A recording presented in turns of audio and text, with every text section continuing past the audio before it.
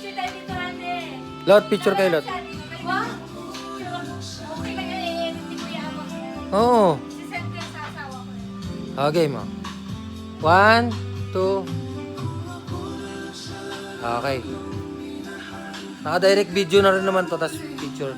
Tinatamad ako mag-kita, tinatamad ako sa bahay na lang tinatamad. Ba't mag-ano ka pa eh? Nandito ka lang sa bahay.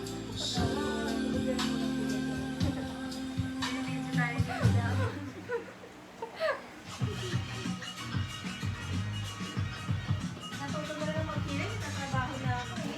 Pero parang 3 kilay mo, Ate. Ano yan, ma?